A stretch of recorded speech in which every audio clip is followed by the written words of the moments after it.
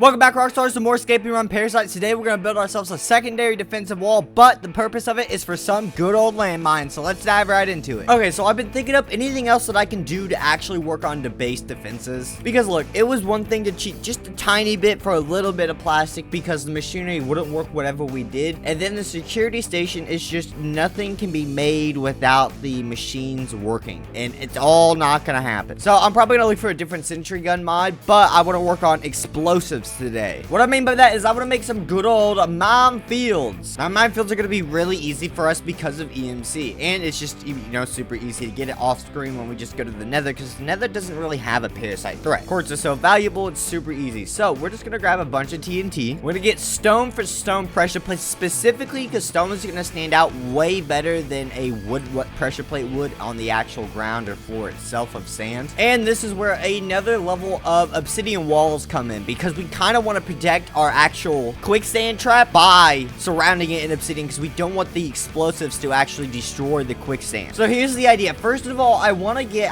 it's hard because everything is so uneven in level of height, having going up 4 blocks over here, going down blocks over here. But I basically want to get to a point where I can walk through a tunnel and it will be, you know, obviously filled with doors, so in case anything gets through, you can't get through it. You go through the tunnel, and at the edge of the tunnel will be a massive obsidian wall, and everything on the inside will be just a couple blocks of sand, then the quicksand. On top of the wall will be barbed wire. Then on the outside of that wall, probably a couple blocks away, will be spaced different mines. What I'm thinking for these mines is we're probably going to go down 2 in the middle, right, like this. Then we can fill in the sides like a plus sign, and then that will give us a good just coverage of damage and explosives overall, especially considering how much explosive damage is probably going to be needed. It's not going to be easy to be able to kill parasites, but technically we will have to go 3 down. The reason for this is because you can't place actual pressure plates on top of a good old TNT block, so you kind of need to do this instead. We'll leave that one there. I don't know if it's in a good position or not, but we'll leave it. What we want from the obsidian is, first of all, probably to get a standardized area filled out for our main exit and leaving area. We're only going to build one of these on the side for now, but we'll have eventually something similar to what's on this side to every side, so we always have access to all parts of the base when leaving or entering the base. So first of all, let's just go ahead and let's get a basic tunnel design set up. So we don't need to build this extremely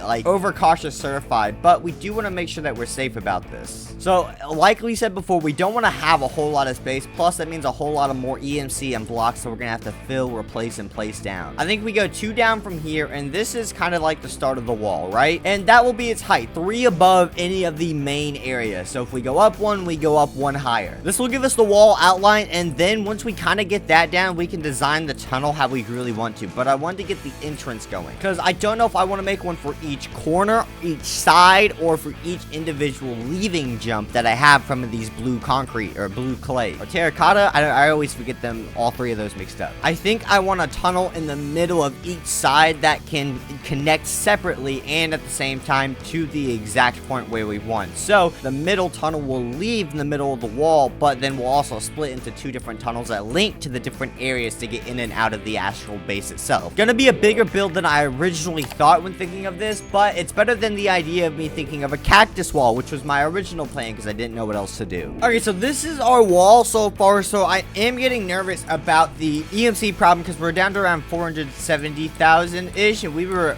well over 1 million because we made it too thick on the wall, so it's taking a lot more EMC than it should. I started on this side specifically first because this is our most vulnerable side with the river. The idea that that's the side we've always been attacked from the parasites, because we originally lived there. It all kind of makes this a little more sketchy when you think about that we could definitely get attacked from either side, but that is the weaker side, at least in my opinion. This, you know, it's probably, it doesn't matter in reality as long as it's all defended. So I do need to get some more obsidian up, but I do want to get some testing done. So I want to see what happens from this explosion with this right here. I just want to see the explosive damage versus the wall, anything like that. Considering it's obsidian, it should be fine, but whoo, baby. And that is massive damage. Luckily with EMC and all the blocks that we get from this, we can cover it back in, no big deal. We don't have to worry about filling it in perfectly. We just got to fill in like 85 to 90% of it, just to the point where mobs can't spawn in and we have an evenable ground for more mines, because the more landmines I think is going to be better. Okay, so before we finish by putting the landmines down, we just got to get this tunnel situation all sorted out. So we got the 2 thick walls wall, so I don't think this needs to be, you know, even thicker than this. It's 1 layer of obsidian, and that should be plenty for us. Let's go ahead and get through this. So at this point, we kind of just got to keep up our routine of the doorway system and just gotta figure out how long we kind of want to make this entire tunnel. This is the absolute center point of everything. So what we're gonna do is go ahead and we're gonna build a little out breach like 2 thick right here. Now we can just connect these 2 tunnels like this. We can't forget to put a little bit of glowstone along the way, otherwise we're just not gonna be able to see inside of the tunnel overall, and that would just not be good. Now for door links, we don't want to go too hard, so I'm thinking you do 2 or 3 at segmented spots. So what that does is it allows you to get through the tunnel faster without having to constantly press buttons. But in case anything does get behind you, you can still close off something between you guys to give you a little bit more time. So we've got 2 doors back there, so I think this glowstone right here is another good spot to put another door section. So we put that there, that gives us a door. We can put another one right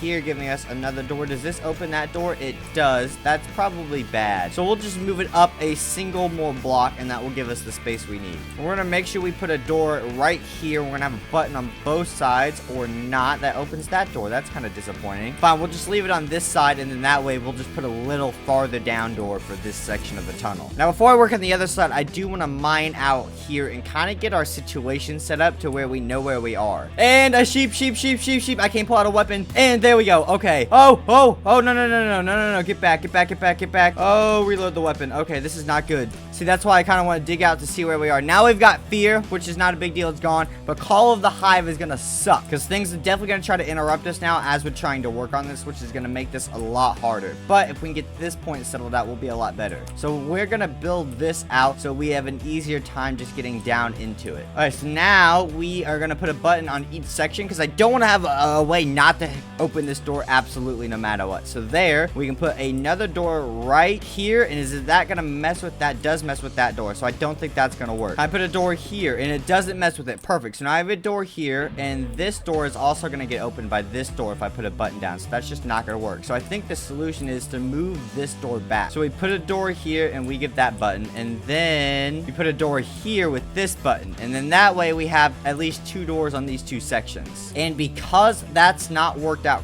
quite the way I wanted it to, I'm gonna put an extra door on this side right here on the other side of this glowstone, so it's sort of in the middle. And I gotta make sure we have buttons on both sides that open the doors, but not more than 1 door at once, which is kind of the issue with trying this system. All right, now that we have our entire tunnel system on both sides complete, we just need to set up the final touches of the actual landmine themselves. So putting them too close to the wall isn't a big deal. It's putting them too close to the door, because the door in the long run is what's gonna make the place secure. I guess the inner layers of the door wouldn't be hit, but the outer layer would be, so the first door would not be good, but the rest of it would be fine. And I don't think this amount of TNT is gonna blow up my good old obsidian wall. Question is, do we get attacked while doing this? That you know what, that is the actual true question. Do we get attacked by another parasite while doing this? I don't know.